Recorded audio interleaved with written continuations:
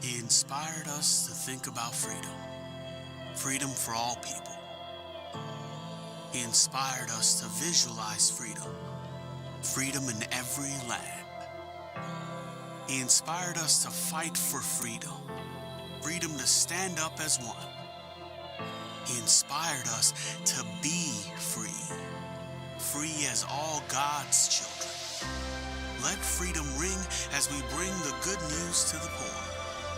Let freedom ring as we love our neighbors as ourselves. Let freedom ring, for sin has no dominion over us. Let freedom ring, for we are saved by grace. Let freedom ring, for Christ has set us free. From every mountainside, let freedom ring. This is our hope. With this faith, we will be able to work together, to pray together as all God's children from every state and every city to join hands and sing, "Free at last."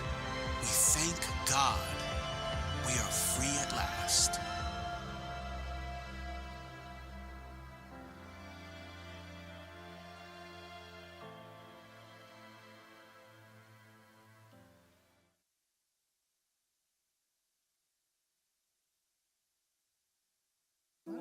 Good morning.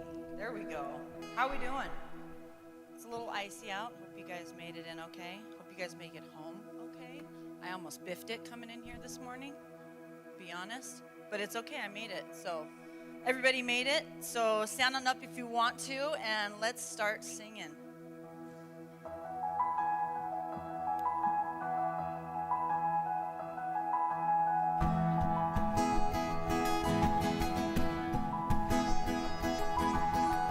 When all I see is a battle, you see my victory.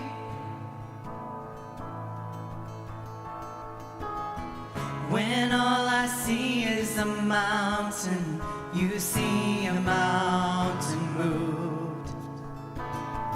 And as I walk through the shadows, your love surrounds me.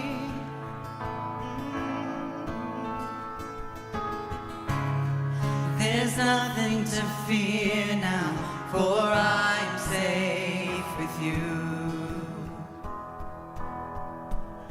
So when I fight, I'll fight on my knees, with my hands lifted high.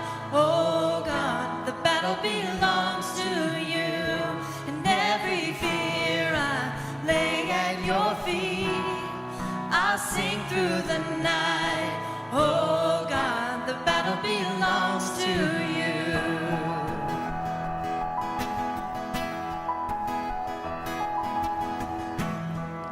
And if you are for me, who can be against me?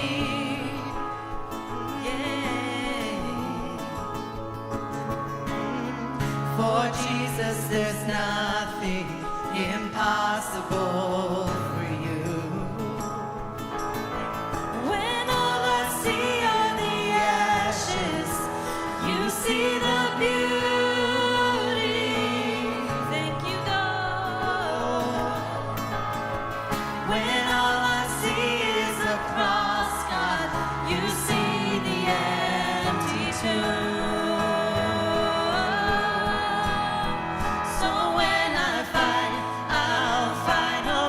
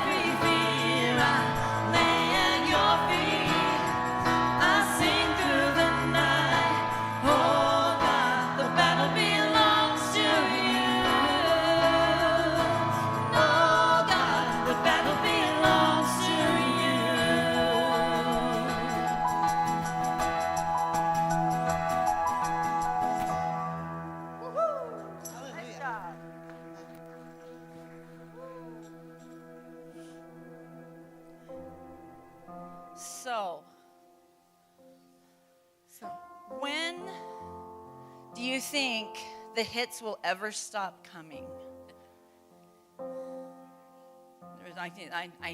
Yes. Everywhere you turn, you have to take armor. You got to watch out for things that come at you. And some things you can prevent and some things you can't. But the things that you cannot prevent kind of makes you scared and it gives you fear. But that's where we have to realize that it's not up to us to change what is happening in front of us. Because if we can't, there's only one person that can. And we all know who that one person is. It's not ourselves. It's not mommy. It's not daddy. It's not our spouse. It's not our kids. It's God. He can only change our situation, whether it's good or whether it's bad. And when we are scared, we need to recognize being scared will last for so long and he'll just take it away. However he takes it away, I don't know. You don't know, but he'll take it away. We all know that. In the very end, we won't have any fear. So that means in the end, which is our fear, which is our future, fear is not part of it. So fear is not our future. We can be scared. It's normal to be scared. But knowing that it will end has to give us hope to keep going. So let's sing on that.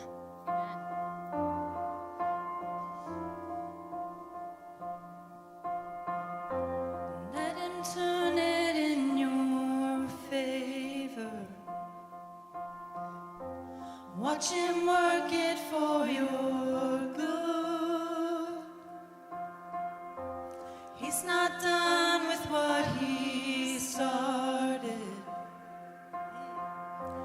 He's not done until it's good.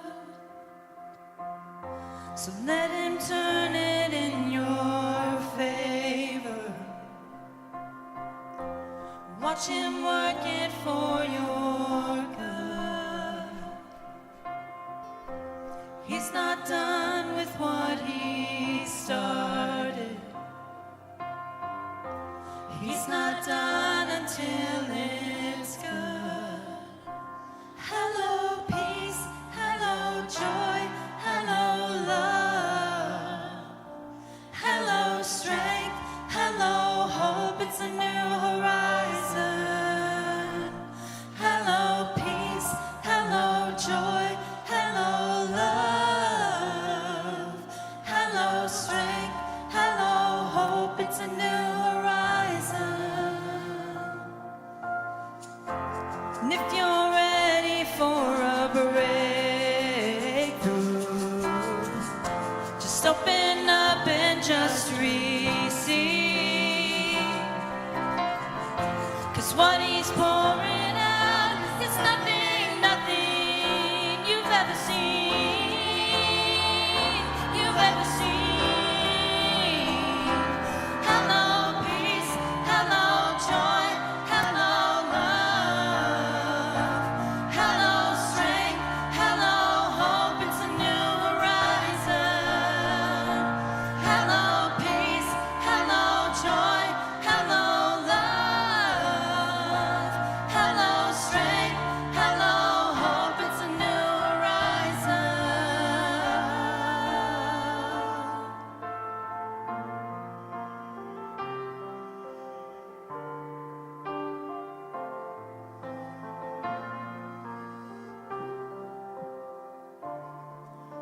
Fear is not my future. You are. Sickness is not my story. You are. You are. Heartbreak's not my home. You are. And death is not the end. Jesus, you are. You are. Fear is not my future. You are. You are. You are. And sickness is not my story. You are. You are. Heartbreak's not my home. You are. You are. You are.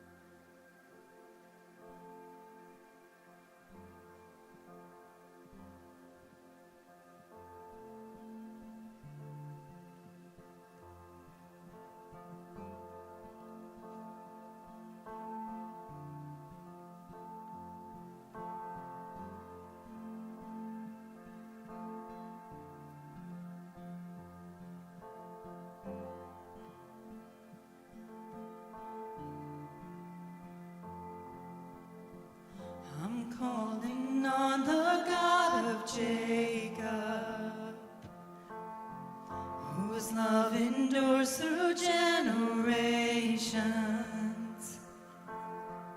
I know that you will keep your covenant. I'm calling on the God of Moses,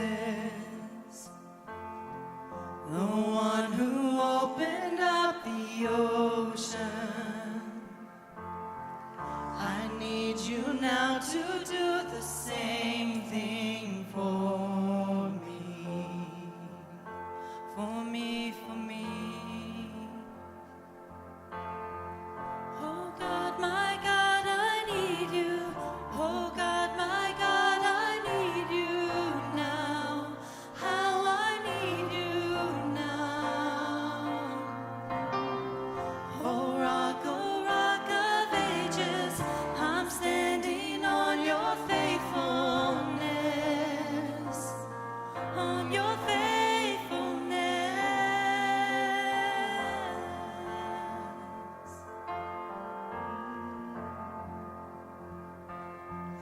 I'm calling on the God of Mary,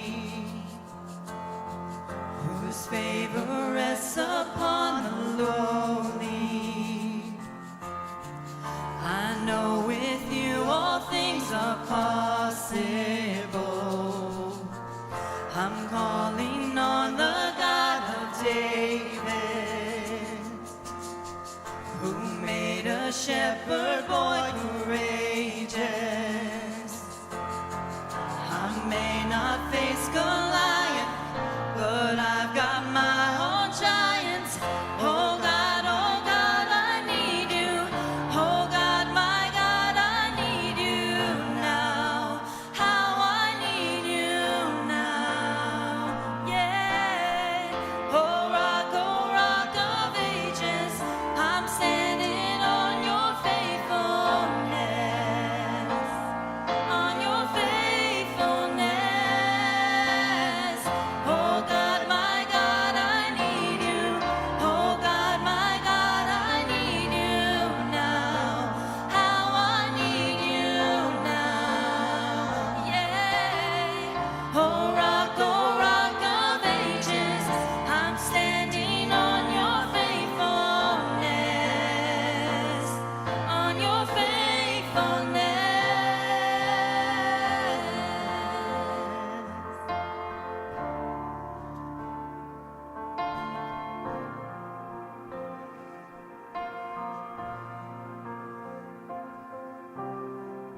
You heard your children then, you hear your children now. You are the same God. You are the same God. You answered prayers back then, and you will answer now. You are the same God. You are the same God. You were providing then. You are providing now. You are the same God. You are the same God. You moved in power then. God move in power now. You are the same God. You are the same God. You are a healer then. You are a healer now. You are the same God.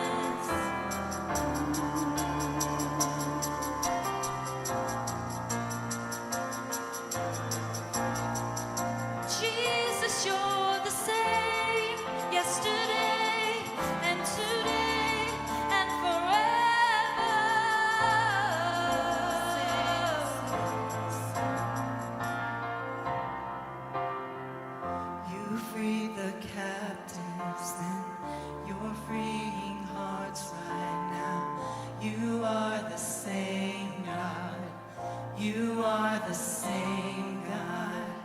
You touch the lepers and I feel your touch right now. You are the same God. You are the same God.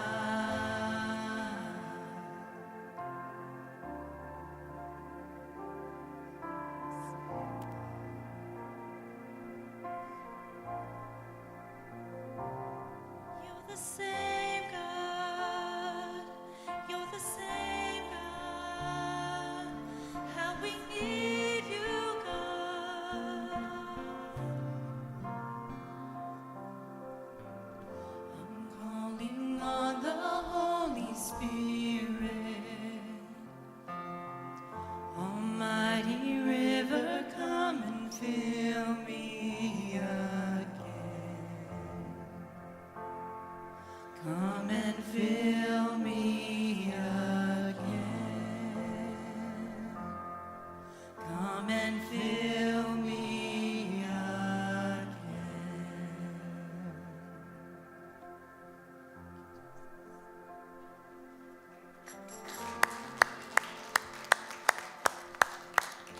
It's a sweet moment together, huh? Yeah, it's nice. It's very nice. Just come together as people, presence of God, and getting to worship together. You know, I was thinking when they were singing, my wife and I came to Helena 17 years ago, started a little church, and just had a piano, some old hymns we sang. We added a guitar that I started playing, and then you kind of add a band and all this stuff. But for me, you don't even need a piano. You don't need coffee. You need Jesus to have church, right? Sometimes I think it's a good thing when he strips everything back so you can see what matters most, and the church is built upon him. It's not built upon programs and performances. And I'm not saying all that stuff is bad, but sometimes we do lose sight of that. And today we just come together as people, you know. Just kind of thinking as they're singing, like if we had no instruments, we've got the instrument that counts, which is our voice, right? And you've always got that. You can worship God anywhere. You can worship God from your heart. You can worship God as you are. And God's people coming together, people always say, you know, it says, make a joyful noise to the Lord. That's all you're really doing. You know, we can't all hit all the notes and sing it all perfectly, but we can certainly lift our voices, you know. Leah, what was that last? It was almost like the last chorus. It's like, oh God, I need you or something. And then I forgot how it goes, but after, oh God, I need you. Then what was after that? I'm standing on or something? Yeah, can you go back to that? It's not very far toward the end. Modern technology, see? Oh no, before that, yeah, before all that stuff. Bridge, oh God, I need you. Yeah, can you find that, Aaliyah? Just give me words. Just give us words. I'll sing whatever. Did you find it? Just be patient here. Is it after the bridge? I don't even know how it's ordered. I just know it was, do you want me to go find it? It's like right there at the end. Maybe like 10 slides in toward the end. Not working very good, isn't it? Modern technology screws worship up is what it does sometimes. Yeah.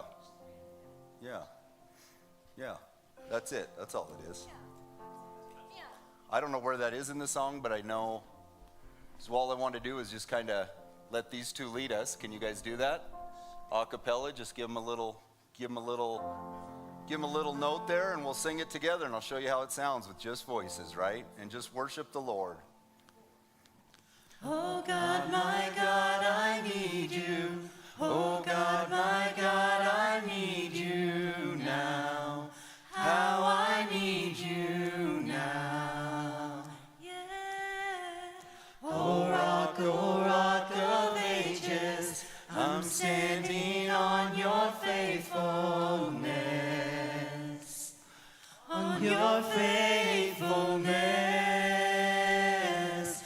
Oh God.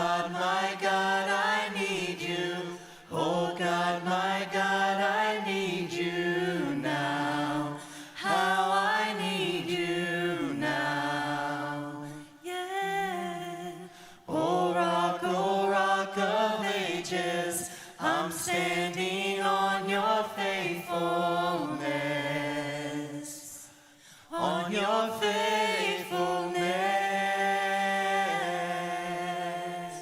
It's pretty pretty, isn't it? I like it. Al, can you go back to that start again one more time? To that same one we were just at, right where we started there? You know where that's at now? Okay. Now we're going to do it a little different. Kelsey's going to start, give us a little note, but they're just going to use their voices with no microphones. We can do that. We can fill this place with worship, you know. You don't need a microphone to praise God, right? You don't need any of it. You guys don't get microphones. We just give you the microphone so you guys can hear what we're singing. We get it? Yeah. Yep, just give her whatever she needs to get her going. Oh God, my God, I need you. Oh God, my God, I need you now.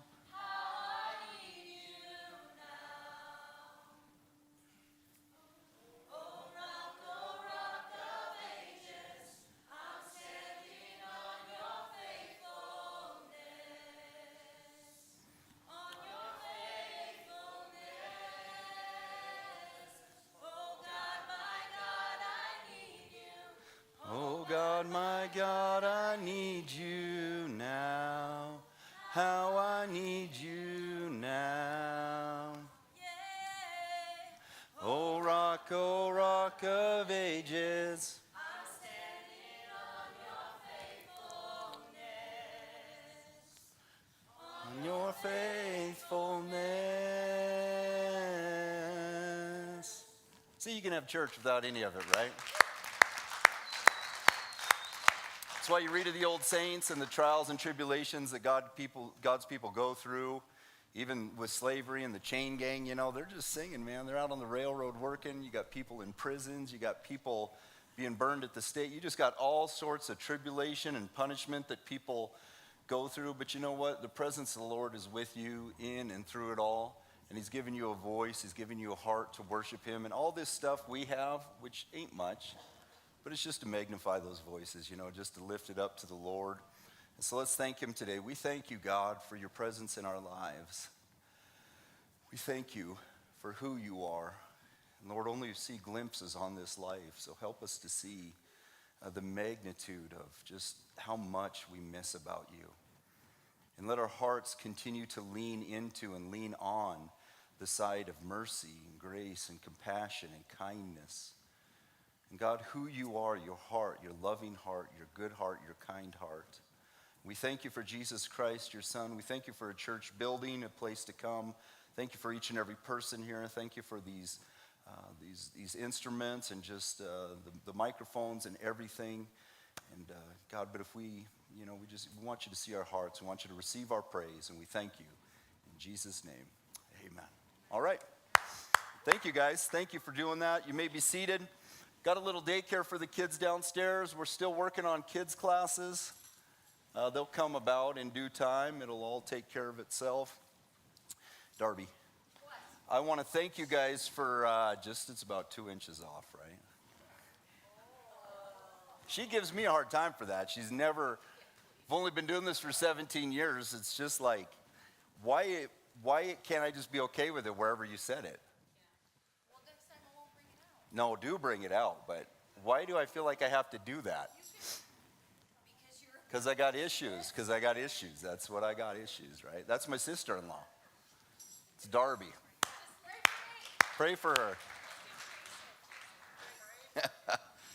She's been with us from the very beginning, from almost the word start, as we kind of stepped into this new ministry that God gave us. God brought Darby, and she stuck with us all along the way. She could have split a long, long time ago, but God's really put it in her heart. I'm super grateful for her. It was her, my wife, Carrie, and Scott over there, Jim, wherever Jim's.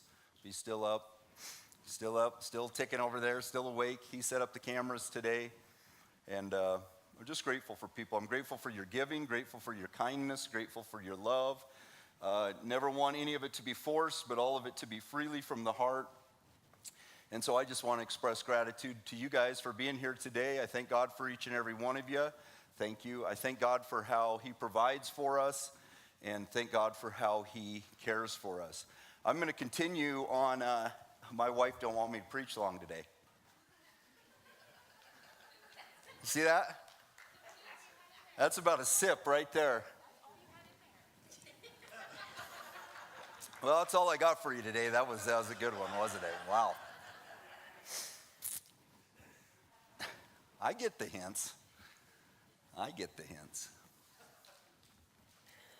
was telling Scott today, we've been together 5 years, you know. And God really led him in here, and he's been such a blessing to us. Thank you. That was very kind of you. He's been such a blessing to us because you need all this stuff to make it happen, and God kind of orchestrated it and brought our hearts together, and he could have let me go a long time ago, you know, walked out the doors, but told him today he'd be the one to let me go, but I'm never letting him go. Never letting him go, right? He's super great. And the best thing about him is he brings a lot of power to this place. He's got a lot of power, but I know with him and his wife especially, I do know that they pray for me. And they're very great people, and they make sacrifices. Scott comes here, and Nancy goes to another church to lead worship and stuff, and so there's a sacrifice on their end. And so I'm so thankful to you guys for doing that for all these years, and just how you continue to serve, you know, churches and serve pastors, people like me. I'm very, very grateful for it, and that sacrifice doesn't go unnoticed. So how you guys doing today? Doing good? There you go. You're on it already. Okay, you guys want to watch me fall apart here today? No. Let's get her going, all right. I'm going to continue on what I was on last week since we only covered 2 verses. But I want to talk today, or continue my talk today, about when God is silent, when God is silent. And with a life of faith, there's no doubt about it, but we have to learn to wrestle with silence, and we have to learn to wrestle in the silence. I don't always necessarily think silence is a bad thing, but many times when we experience silence, maybe you try to talk to your husband and he's silent, or you talk to your wife and she's silent, or you talk to a friend and they're silent, or you texted somebody a couple days ago and they never texted you back and they're silent. Silence has a way of really bringing out some of our insecurities and maybe some of the places we might even be putting a relationship in jeopardy, or maybe we said something, or maybe that person's heart toward us is a little different. And silence doesn't always mean, or silence isn't always a bad thing in our life. It's learning to live in that silence and learning to embrace silence, especially when we're trying to live a life of faith in God. We can begin to grow in the silence and find our faith in the silence, because we know that even though God may be silent, he's not absent, you know. Like, silence doesn't always mean absence of heart. Have you ever, I know God's not like this, so he's not too busy for us, you know. But have you ever got a message from somebody and you thought, I'm going to get that right now, I'm going to take care of that. And the next thing you know, you went through your day, and maybe the next day, and maybe they send you another message or something, and you just say, oh, I just got busy. I just forgot about it. It's not like your heart left them. It's not like you were having ill will toward them, but that silence in them started to make them wonder about maybe your friendship or your love, or maybe maybe you could have misinterpreted things they said. And I think when we're walking with God, we walk a lot in silence. There's things that God speaks, but between the speaking, there's silence. There's silence. And the silence doesn't mean that there's something wrong with you, or God's too busy for you, or God's punishing you, or God doesn't care about you, or, you know, God's got time for other people, but he doesn't have time for me. It's in the silence really that maybe our faith begins to flourish. I mean, I don't understand it completely. I don't like silence. I'd rather just have chatter. And that shows a lot of how I learned to pray. You know, you think when you're praying best, what do people mostly say when they try to pray? I don't know what to say. Well, I think you're in a good place there. Because I think if prayer was more about stillness than spokenness, we'd probably receive much more in it and through it. The communion, like when we think of praying, we think of speaking. We don't think of living in silence. We think of talking and filling space. We think of filling this void that all of a sudden, because I hit my knees or I closed my eyes or I found a quiet moment in a park, that all of a sudden I've got to start chattering. But the reality of it is it's in the silence that God begins to speak, and we learn to wait on him. David the psalmist, who wrote a lot of great psalms, 150 of them that are in the scriptures, he said, wait on the Lord and be of good courage, and he will strengthen your heart. So it's learning to wait as we walk, and it's learning to wait between whispers. When God spoke to Elijah the prophet in the Old Testament, and I shared this story a while ago, but when God was speaking to Elijah when he was down and out and he was hiding from everything in a cave and basically running from his life and he wanted to die, and there was an earthquake and God wasn't in the earthquake, and there was a whirlwind and God wasn't in the whirlwind, and there was a fire and God wasn't in the fire. And see, we want God in our life to speak in such a way where it comes across as so powerful you can't miss it. But when God spoke to Elijah, he spoke to him with a whisper. A whisper. And one of the most powerful voices you'll hear in your life and in your walk is the whisper of God that he speaks in the silence. And sometimes all those other voices need to be silent because he's in the whisper. He's in the little things. When you even think about Jesus upon this earth, I always read the Gospels differently, or his story differently. He wasn't this loud, contentious person that was out on the streets always lifting his voice, but he spoke to people in a whisper. Hey, you. Hey, you. Right? He wasn't yelling and shaming. He wasn't like a coach, a modern day coach. Most of the time nice, but if you kind of cross the line, he's going to rip your face off, just to get your attention. Jesus got my attention and gets my attention through a whisper. Jesus speaks in the whisper. You can even, as you read the Bible, if you look at God more as a whispering God, sometimes it's going to help you to hear better, because he's not demeaning, and he's not a tyrant. He's not trying to lord over you with tyranny, and he's not trying to lord over you even with control, and he's not trying to lord over you as an evil king, but he's leading us according to his heart. And it's like you speak to a child when you talk to them. Is everything okay? Right? Kid doesn't get in the car and go, is everything okay? Because if I'm at that volume, it means I care, right? Usually it doesn't. It's like, are you kids, you almost ready? What's your problem? And the more I raise up, the more I see that maybe I'm not really connecting with that person. I'm just trying to get that person connected with maybe the agenda that I have at that moment. But when we really care and we're there for people, if you're at somebody's bedside, you whisper. You ever been at the bedside of somebody that was dying and gave them a whisper and maybe felt the hand give you a little bit of a, could feel that hand like grabbing your hand, or you were at the bedside and you said something and saw the tear go. In the busyness of everything that's taken place in that hospital, and maybe changing all the IVs and changing this and changing that, it's like God sends us out with whispers, I think he probably whispers us home, calls us home. I think one beautiful thing about the Lord is that he's gentle. I share this all the time about David the psalmist, is that if you look at David's life and all he went through, it wasn't always just good, but it was good, and it was gory, and there was just so much stuff. But when he talked about the man he became and who he became as a king and a father and a husband and everything, he said about the Lord, it's that your gentleness is what made me great. And I think that's why we miss a lot of greatness when it comes to walking with the Lord, because as human beings, gentleness doesn't really translate into getting people to do what you want them to do. The next time you think about changing somebody, tell yourself this: maybe I should just be more gentle with them. I mean, really, right? Maybe I should change my approach. Instead of asking more and showing them where they fall short, maybe I should start to be more gentle, more understanding. Maybe I should soften my heart a little bit and try to see it from their side. Maybe I should start to listen with compassion.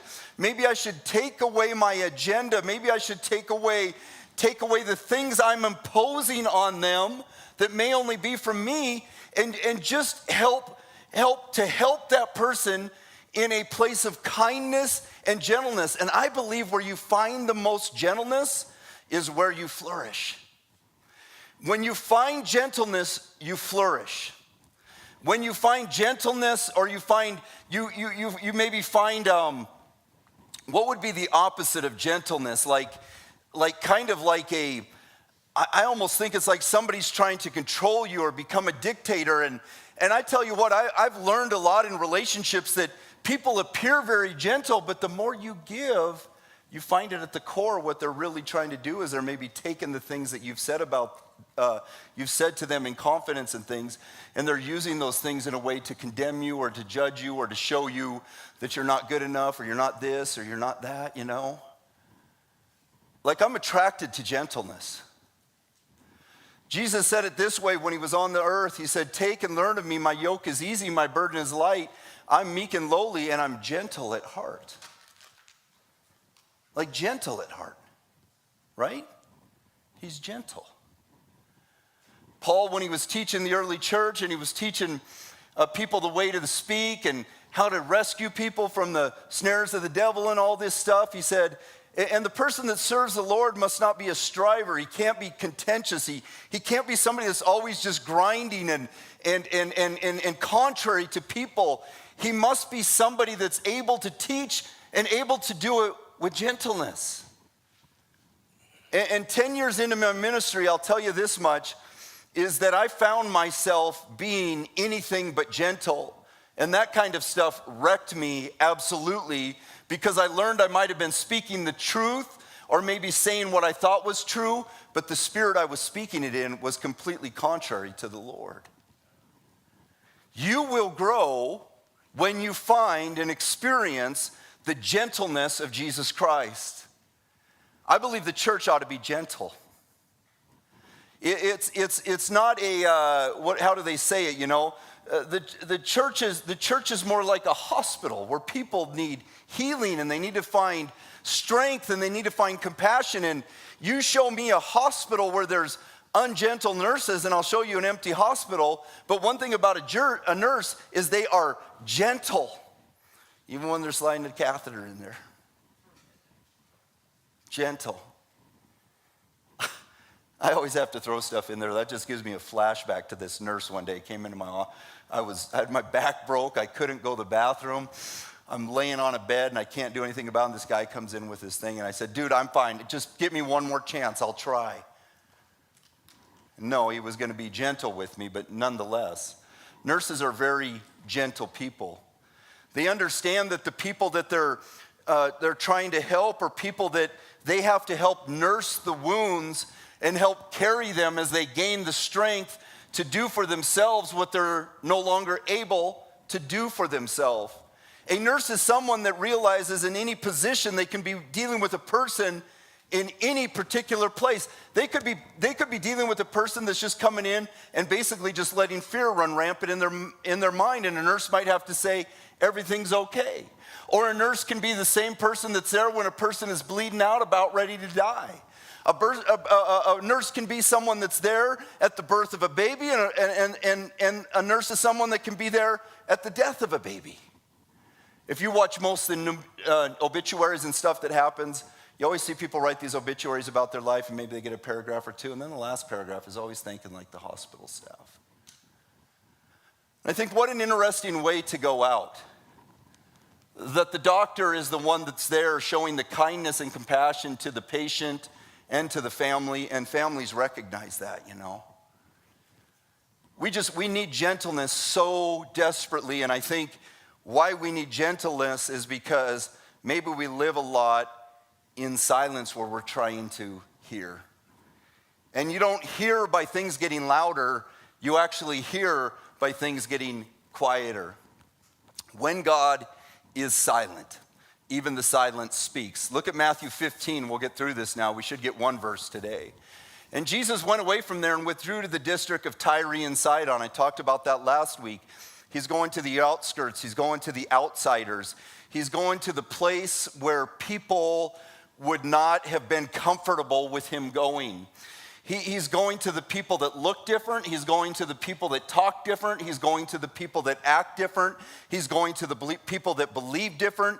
He's going outside the boundaries. He's going outside of what's accepted. Jesus is going to the people that are rejected. Jesus is going to the people that don't know the lingo. Jesus is going to the people that maybe don't know the Bible that well. Jesus is going to the people that maybe haven't been raised in church or raised with some sort of religious understanding. Jesus is going to the people that are people. They're human beings looking for something greater than religion or looking for something greater than a new to-do list. What they need to find is love, acceptance, and belonging. And that's what Jesus Christ brought to the world. He embodied the love of God. He embodied the mercy of God. He embodied the compassion of God. And Jesus' heart was always drawn to people. He was drawn to the outcasts, the outsiders, people much like you and me. And I think one of the hard things to get as you begin to grow is that you've got to erase those lines and quit dividing people between outsiders and insiders. And you've got to remember, no matter how much you're an insider, you were once an outsider. And we are trying to reach outsiders. And you don't reach outsiders by getting more entrenched and being inside. You reach outsiders by learning to live inside and express that love to those on the outside. Jesus withdrew. Jesus went to the place where people didn't want them to go.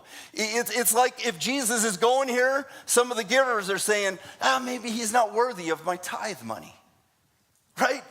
Maybe he's not worthy of my time. Maybe I don't need to listen to his messages, because he's beginning to take us into a place where we're not comfortable in our hearts.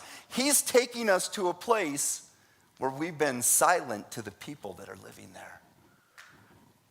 Can I say something to you without offending you too much? It's really going to rip you up, guys, I know.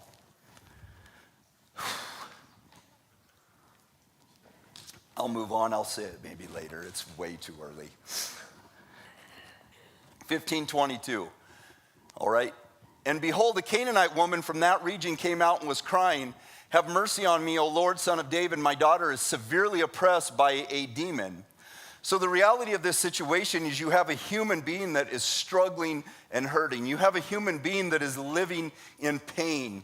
You have a human being that is not only suffering herself, but she's suffering because of what someone she loves is suffering in. It's very easy to suffer as a parent. It's very difficult to suffer as a parent when you see your child suffering. I would take all the suffering in this world to never let my child suffer again. I would take all the pain upon myself so my child would never have to suffer again. Seth said to me when he was my son, he said to me the other day when I was getting him from basketball, he said, "Dad, would you rather suffer for 30 minutes of all the pain you've ever experienced and never have to suffer again, or just kind of live like you're living with pain and suffering?" I said, "I'd take the 30 minutes, man." Physical, emotional, all that pain. And in God's perspective, that's really what it's like. It's like you got this suffering called life, and in it there's blessing. But what awaits us is a future with no suffering. What awaits us is a future with glory without suffering. Now what we have is a present, and in the present what we have is glory with suffering. We have glory with suffering. Listen, I want to speak a message, and I was going to speak it today, but I think I'll speak it when I feel more led to speak it. And what I wanted to say is something along this lines. is normalize suffering. We need to normalize suffering. You need to normalize suffering because when you see people suffering, you most of the time associate suffering with sinning. That's the book of Job. I have people reach out to me all the time, and people maybe that I even consider my friends at times, but what I'm talking to them about is suffering, and the way they turn that around on me is you're sinning. They see me in my suffering, but we have so much of this like toxic positivity in the world we live in, where like if you're following Jesus or doing everything you're supposed to be doing, and it doesn't even have to be with Jesus, but your life is just going to be this flourishing, this is my new year, it's my new 23, I'm getting out of debt, I'm da-da-da-da-da. But what about if you're associating with the man of sorrows who suffered for you and for me? And Paul said about the Christian life, and when he wrote to the Christian church, he said, that I may know him and the power of his suffering. See, and I think a lot of times we detach following Jesus from suffering. Because what we want is not a suffering Savior, but we want the King. We want the King, When you read about Jesus' life in the Gospels, you'll see this thing creep in a few times where it says, and they tried to take him and make him a king by force. Because what we're really looking for is a king that makes others bleed. They were looking for the king that came with a sword to rule over their enemies. And what they found was a king that bled. And this is where Jesus touches us in our humanity, where he says, if he suffered, we'll suffer. And he suffered for us, and now he suffers with us. Like suffering is not something that is erased because you're following Jesus. It's maybe something that we can embrace and see through the lens of God's glory. And how do we do that? Well, because the cross looks like a terrible defeat in the eyes of man, but in the eyes of God, it's a glorious victory because it's through suffering that God basically brought glory to the world through his Son. He didn't bring glory through Jesus Christ building a palace and Jesus Christ becoming a king. He brought glory through Jesus Christ suffering. He suffered. It talks about it this way in the book of Isaiah before Jesus ever walked upon this earth in Isaiah 53. He was smitten and afflicted of God. And we looked at him as somebody that is being punished by God because of the extent of the suffering that Jesus Christ encountered. And I want to speak it to you this way, that suffering makes us all very, very uncomfortable. And when people suffer, the hardest thing to be is silent. I'm going to tell you what, you start telling people about where you're suffering and what you're about, I'm telling you what, just get yourself ready and just say, here comes the speech. Right? And what we need is, we don't need a speech. Right? We don't need a speech. Guys are great at that. What's wrong, honey? I'll fix it, We always enter into suffering and we say, gosh, this can so easily be fixed. But it really can't. And so in suffering, what do we need? We need people that are with us, that quit trying to play the game of our life in a way where they're trying to eliminate suffering because you don't know where the suffering's coming from. You don't know why the suffering is there, but you can trust that God isn't punishing. He's pursuing people and he's there with them. But I'm telling you what, can you be a silent church? There's one person that has all the answers in the world today. It's a church person. I'm not kidding you. You go to a church and maybe learn the Bible 2 weeks better than anybody you've ever known. You after a year, a month in Bible school, the next thing you are is you're telling your parents where they screwed up majorly. You know what I'm saying? You've got a political mindset. You know what's going to change the nation. You know what's going to change the person. And really times all that dogmatic stuff is what it begins to do is it begins to isolate us in a place where we're around people more that share our mindset. And maybe we've lost sight of the reality that it's not about sharing the mindset with other people primarily, but it's about sharing the heart set with God. And I think a lot of times we get pressured to conform.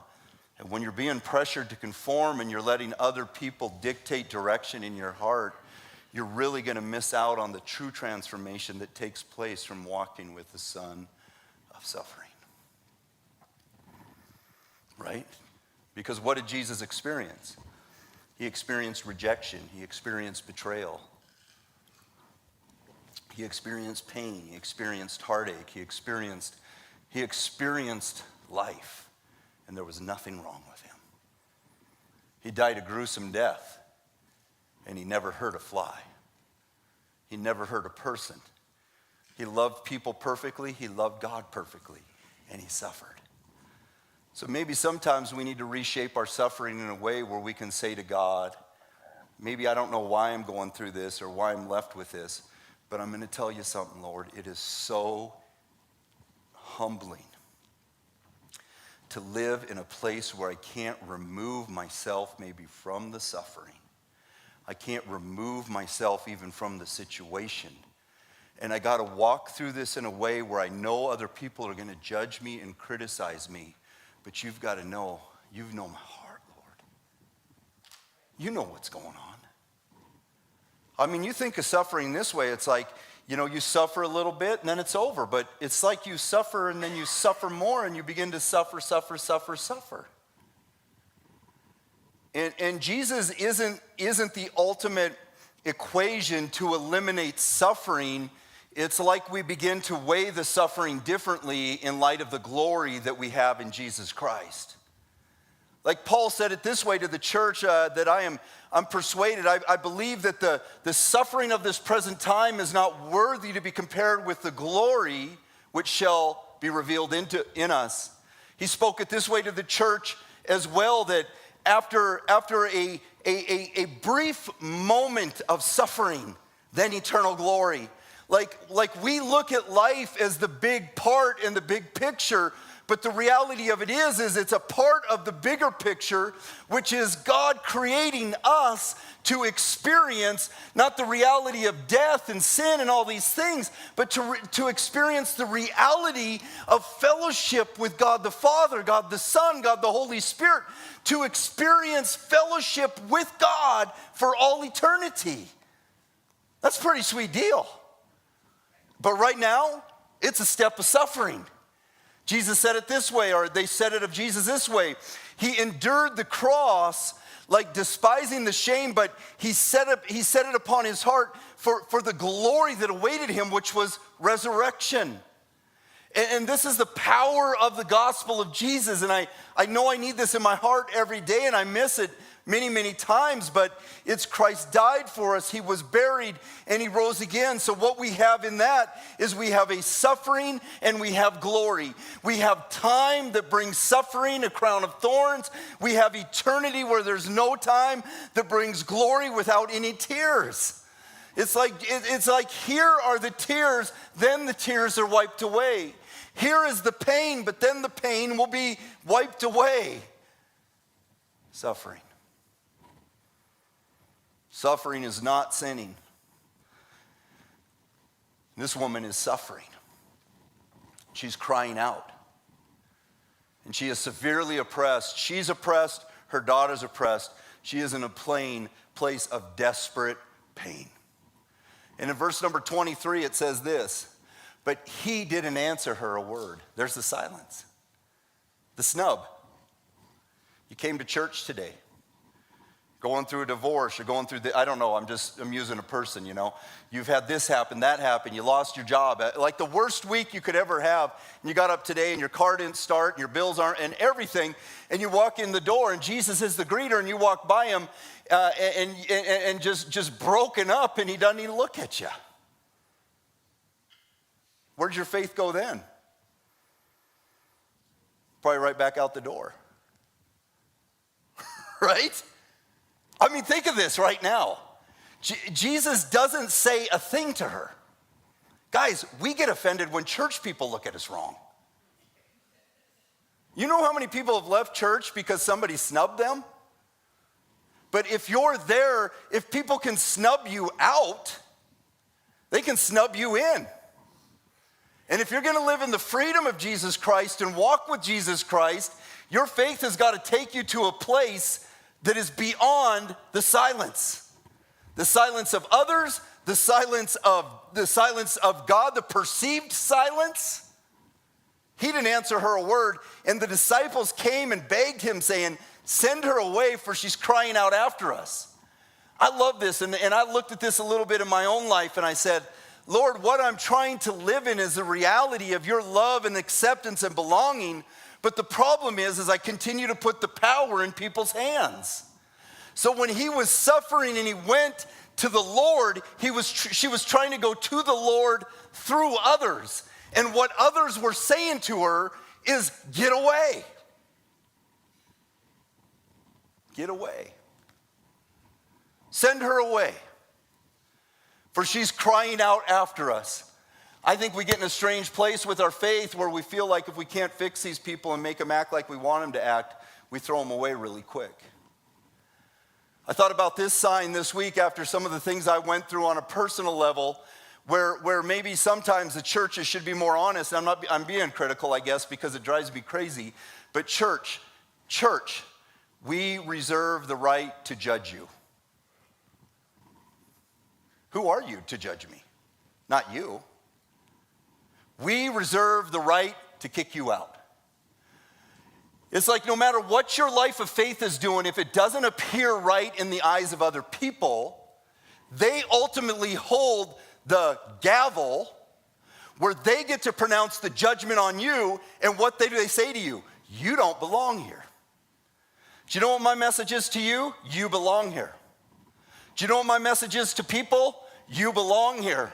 Do you know what my message is to others? Jesus didn't just die for you, he died for all. You know what we got to do? We got to fight to keep a place and keep a space where we're not judging people on what our human eyes see, but we're living based on what the heart of God sees, and we're trying to fill that silence with some sort of faith that can take hold of how we see the Lord and how the Lord sees others, and we can live in that silence in a way where we're helping people to place their faith in the one they're seeking.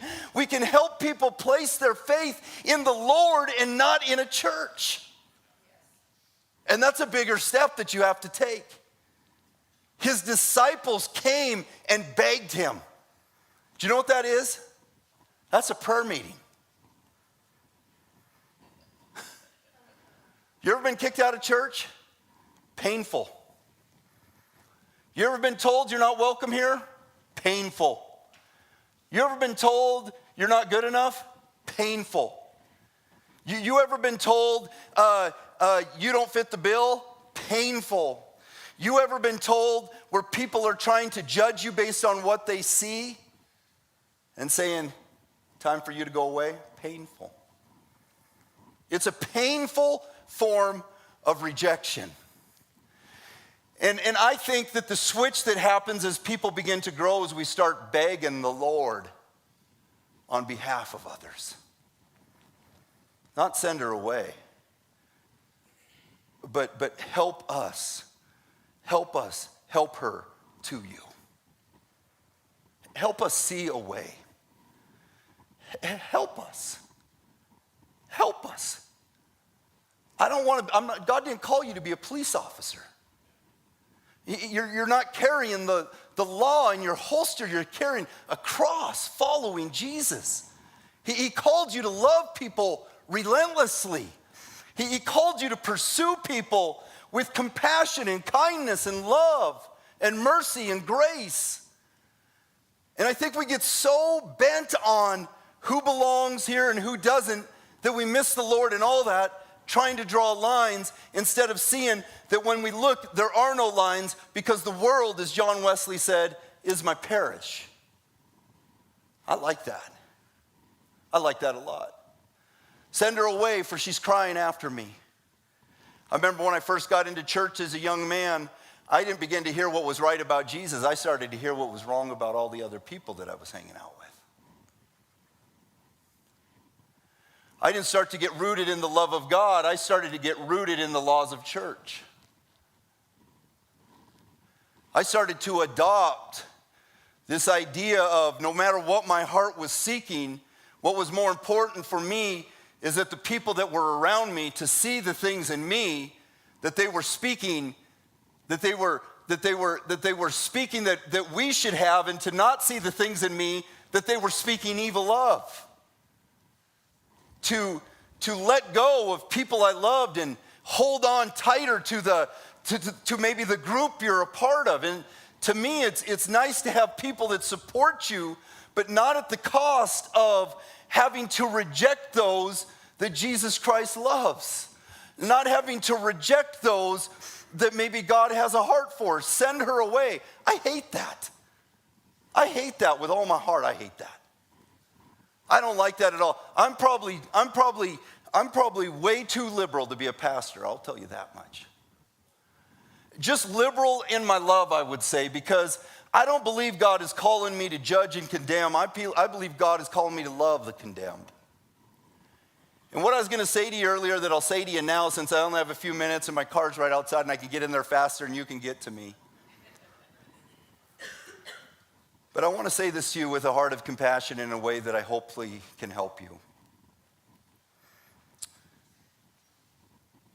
We always have to remember there are outsiders. There's people that have never heard the message. There's people that don't know the Lord. There's people that maybe, they still are where you at before you could grasp the reality of who God was and who God is. I love Mark. He's sitting up there today, and I told him he'd come share a story someday, but in what everything he was going through, he didn't find God in the church. He found God in a voice, in a whisper. But the path that he was on in order to find that wasn't about just hearing a message that fixed everything and everything was hunky-dory. But it took time, and it took silence, and it took pain, and it took heartache. And I hope you guys don't judge me too hard for this, and I don't feel like you should, but I feel like there's so much prejudice toward people in church, it's nauseating. There's so much prejudice with people in church, it's nauseating. There's people that only go to a church that maybe serves their political views. There's people that only go to a church that serves their religious views. There's people that only go to a church that shares their perception of other people, that shares their prejudices against other people. And what we see here is we see a prejudice being lived out. We see a prejudice that has become to the place where it's like, this isn't for you.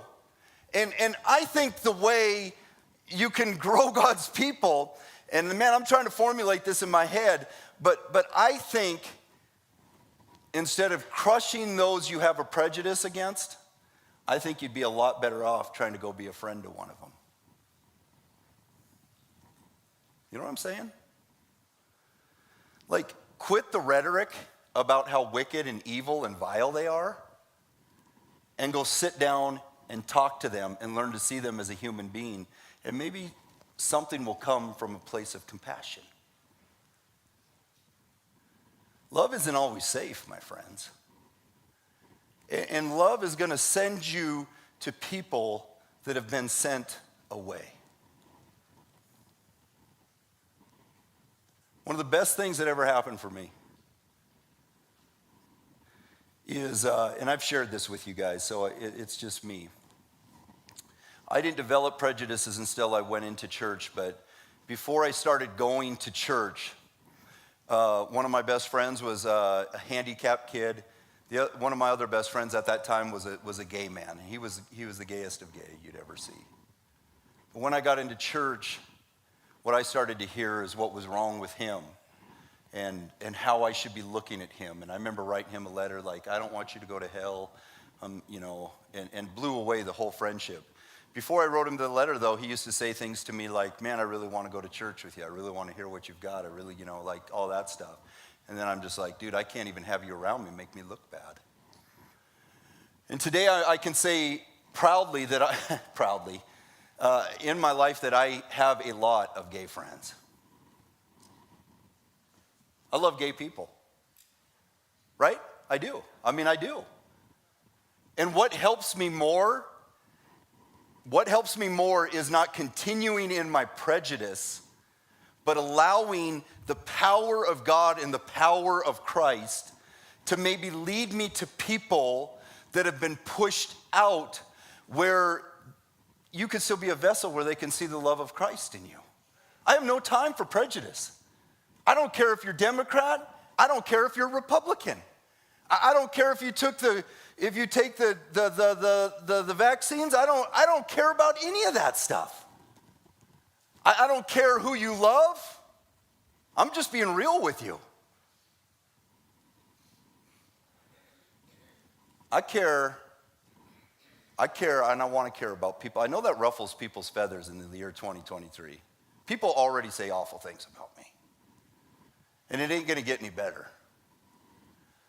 But I'm telling you what, when you get established in your prejudices, and maybe you're just a hardcore Democrat or a hardcore Republican, go find a friend that's on the other side and sit down and talk to them about other stuff. Talk to them about life. Talk to them about their kids. Talk to them about the pain they've been through. Talk to them about their story. Talk to them about their background. Talk to them about their plan. Talk to them about their humanness, you know. And I think when you begin to see people in a way where there's compassion and you can be gentle, I'm telling you what, not everybody's given up on God like you think they have, you know. The reality of it is as we spend 6 weeks in this story, is it wasn't God that gave up on these people, but it was the people that gave up on these people. And the silence, many times, is going to bring stuff out in you, but it's also going to bring stuff out in others. And what Jesus is going to do ultimately through this story is he's going to show them how their prejudices have no place in the heart of God, the mercy of God, and the love of God. I thank you today, Lord, for your love for each and every one of us. It's much easier to preach prejudices, there's no doubt about that. But there's also a great risk in walking with you, being loved by you, and seeking to love others the way that you love us. I just pray for each and every heart in here today. I know there's hard things that I probably say, probably every week. It is what it is, you know.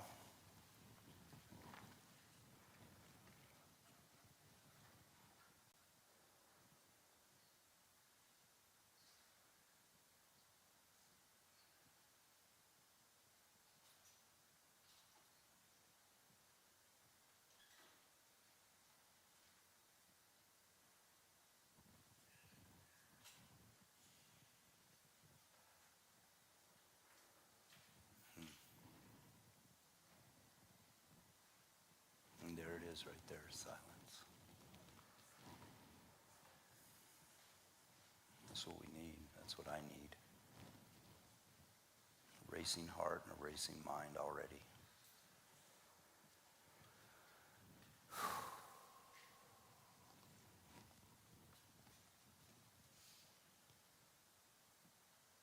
It's been an honor to be here today. Things in any heart today that would be a step away from faith in what I've said, just remove it and help each and every person to grow in their desire, in their love, in their heart, and just their walk with you. Has nothing to do with what we want, but about you shaping the heart and you leading our lives. And I thank you that your heart is so much bigger than the boxes that we build. Thank you that your heart is still a heart of love, compassion, and kindness. Thank you today that you reached our hearts. We thank you today for the love and the life that we have found. And today in this place, I have wanted to do nothing other than share that love, not my life, not my heart, not any of it, but your love, Lord. It's a tall task.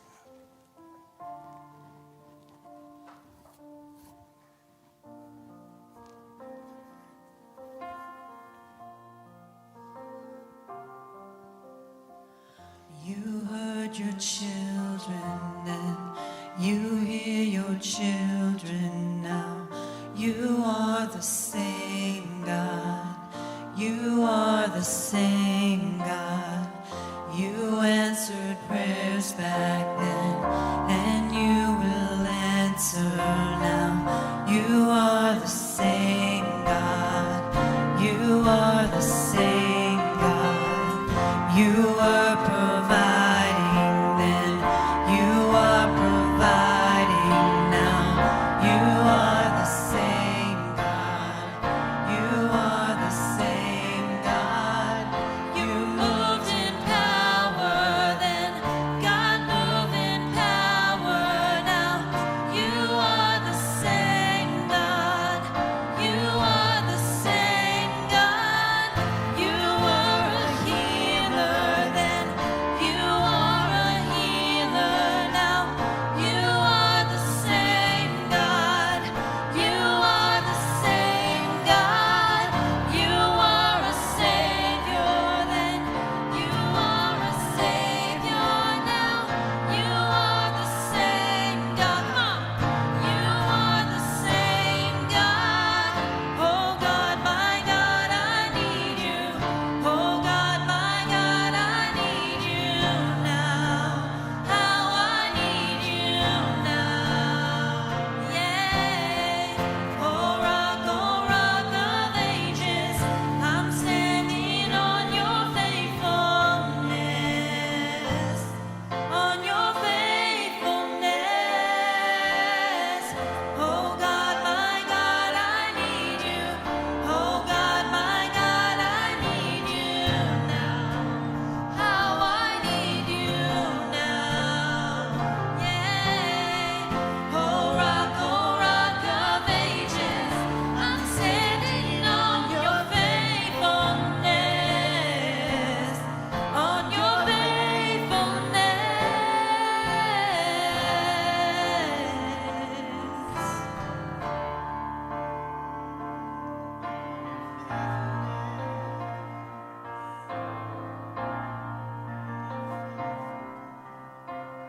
You freed the captives and you're freeing hearts right now. You are the same God. You are the same God. You touch the lepers and I feel your touch right now. You are the same God. You are the same God. As we end today, I'll just share that I didn't have a New Year's resolution. I probably won't ever, and that's okay. But one thing really stuck with me today when we were singing and then when Jay was also talking. And the whole phrase of fear is not my future, for me, is huge. Because I have a lot of fear right now. But I know it won't be forever.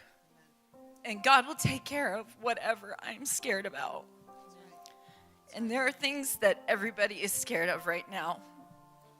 And that's okay.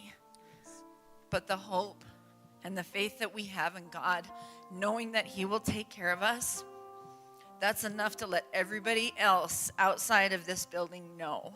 So have a great week. Keep the faith alive and know that fear is not our future. Amen. Amen. See you next week.